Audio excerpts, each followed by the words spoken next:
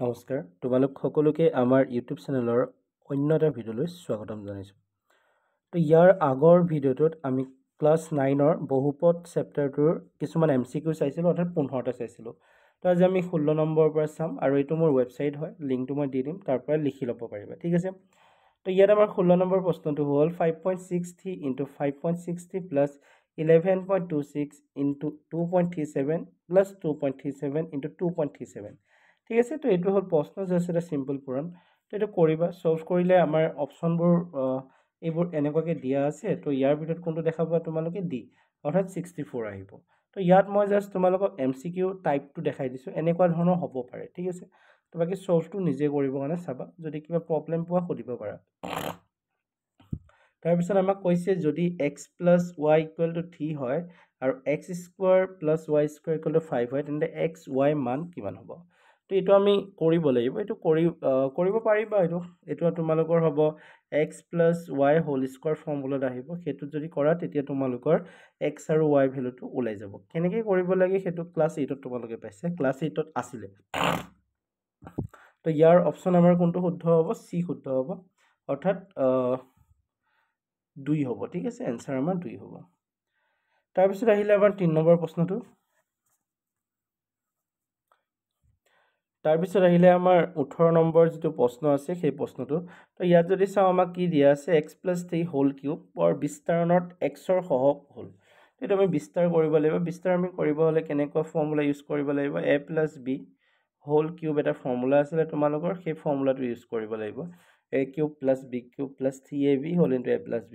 তো সেই ফৰ্মুলাটো ইউজ কৰি যেতিয়া চাবা তেতিয়া দেখা পাবা xৰ সহগ কিমান হ'ব তোমালোকৰ? ডি, অপশ্যন ডি, অৰ্থাৎ 27 হ'ব তোমালোকৰ এনচাৰ। তাৰপিছত আহিলে 19 নম্বৰ MCQটো এনেকুৱা ধৰণৰ হ'ব। ইয়াৰ অপশ্যনবোৰ হৈছে তোমালোকৰ 300, 500, 400, 600। শুদ্ধ উত্তৰ হ'ব তোমালোকৰ বি, অৰ্থাৎ 500। তাৰপিছত 20 নম্বৰটো হ'ব এইটো। ইয়াৰ উৎপাদকবোৰ তলত দিয়া আছে অপশ্যনত A, B, C, K, D। শুদ্ধ উত্তৰটো হ'ব তোমালোকৰ এ। চাই ল'বা সেইটো। 21 নম্বৰ যিটো প্ৰশ্ন হ'ল, প্ৰশ্নটো এনেকুৱা ধৰণৰ। অপশ্যনবোৰ হৈছে এইটো। চ' এইবোৰ দীঘল অংক হয়, তো গতিকে স্ক্ৰীণতো বুজাব পৰা নাযায়, গতিকে তোমালোকে চাই ল'বা নিজে। মই জাষ্ট প্ৰশ্নৰ টাইপটো দেখাইছোঁ। তো ইয়াত তোমালোকৰ শুদ্ধ হ'ব অপশ্যন এ। তাৰপিছত আহিলে 22 নম্বৰ ঘনকৰ আয়তন। এইটো যদি হয় তেতিয়াহ'লে ইমানৰ এটা মাত্ৰা হ'ল ডেছ। তো মাত্ৰা মানে কি? ঘনকৰ আয়তনৰ ফৰ্মুলা কি হয়? দিশপোণ, প্ৰস্থপোণ, উচ্চতা। আৰু ঘনক হ'বলৈ হ'লে তাৰ দিশ, প্ৰস্থ, উচ্চতা চব সমান হয়। তো ঘনকৰ আয়তনৰ ফৰ্মুলা L³ হয়। তো Lটো উলিয়ালে যি হ'ব সেইটো ইয়াৰ এনচাৰ। তো ইয়াত কৰি চালে হয়তো ওপৰৰ এটাও এনচাৰ নাহে এইকেইটাৰ। তো গতিকে এনচাৰ ওপৰৰ আটাইবোৰ নহয়, ওপৰৰ আটাইবোৰ। তো এই গোটেইকেইটাই হ'ব পাৰে, ঠিক আছে। ওপৰৰ আটাইবোৰ অপশ্যন কি হ'ব পাৰে? ডি হ'ব পাৰে।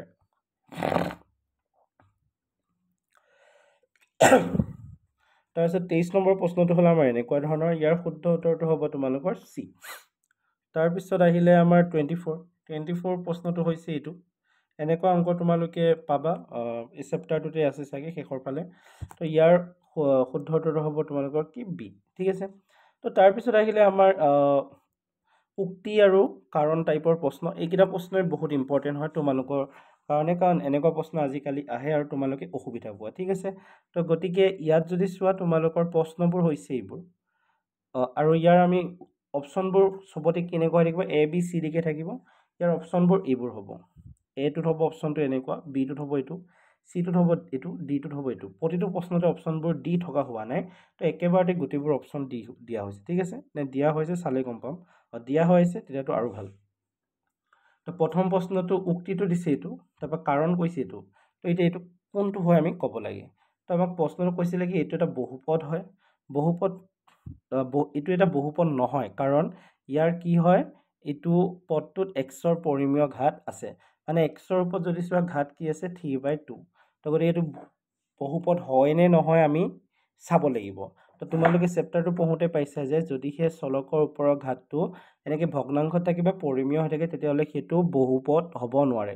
অৰ্থাৎ প্ৰথম যিটো উক্তি সেইটো শুদ্ধ হয়, ঠিক আছে। তাৰপিছত কাৰণটো কি কৈছে? কাৰণটোত কৈছে এটা চলকত থকা বীজগণিত ৰাশিৰ বিভিন্ন পদৰ সৰ্বোচ্চ ঘাতক ইয়াৰ মাত্ৰা বোলা হয়। তো ইয়াত যদি চোৱা তোমালোকৰ এটা চলকত থকা বীজগণিত ৰাশি বিভিন্ন পদৰ সৱস্থাঘাতৰ এটা মাত্ৰা হয়। এইটো সত্য কথা। যেতিয়া তোমালোকে বহুপদ এটা লিখা, সেই বহুপদটো আটাইতকৈ বেছি ঘাত যিটো হয় তাকে মাত্ৰা বুলি কোৱা হয়। কিন্তু কথাটো হ'লে কাৰণটো যে লিখিছা, সেই কাৰণটো উক্তিটোৰ লগত কোনো কানেকশ্যনেই নাই। কাৰণ উক্তিটো এটা বেলেগ, কাৰণটো এটা বেলেগ। গতিকে উক্তি আৰু কাৰণ দুয়োটাইটো শুদ্ধ হয়, কিন্তু কাৰণটোৱে উক্তিটোক ভালদৰে কি কৰিব পৰা নাই, ব্যাখ্যা কৰিব পৰা নাই। তো সেইকাৰণে এনচাৰটো তোমালোকৰ কি হ'ব, বি হ'ব। ঠিক আছে। আৰু ইয়াত কাৰণৰ ৰটো বঙালীত হৈ থাকিলে সেইটো অলপ চাই ল'বা। ট্ৰান্সলেট কৰোঁতে ৰটো ব হৈ যায় কেতিয়াবা। তাৰপিছত 26 নম্বৰটো হৈছে এনেকুৱা ধৰণৰ। তো কাৰণটো এনেকুৱা হৈছে, অপশ্যনটো শুদ্ধ হ'ব তোমালোকৰ ডি। তো এইখিনি তোমালোকে নিজে অলপ চাই ল'বা। মই এনেকুৱা কেইটামান প্ৰশ্ন ৰাখিছোঁ যাতে তোমালোকে অকণমান ভাবিব পাৰা। ঠিক আছে। তো নিজে চিন্তা কৰিব, পৰীক্ষা তেতিয়াহে নিজে কৰিব পাৰিবা। কুৱেশ্যনকেইটা লিখি ল'বা এবাৰ। তো এইটো ভিডিঅ'টো চাবা। যদি এনেকুৱা প্ৰশ্ন আৰু লাগে কমেণ্ট কৰিবা, তো আৰু আনিব ট্ৰাই কৰিম। তো ছল্ভ নিজে কৰিবৰ কাৰণে ট্ৰাই কৰিবা। আৰু যদিহে কিবা প্ৰব্লেম পোৱা, তো মোৰ এই ৱেবছাইটটোত আহি কমেণ্ট কৰিব পাৰা কি প্ৰব্লেম পাইছা। ৱেবছাইটত আহিলে বেছি ভাল হ'ব, তোমালোকে ফটো আপলোড কৰিব পাৰিবা ইয়াত যিটো প্ৰব্লেম থাকে, আৰু নহ'লে ইউটিউবৰ কমেণ্টতো ক'ব পাৰিবা।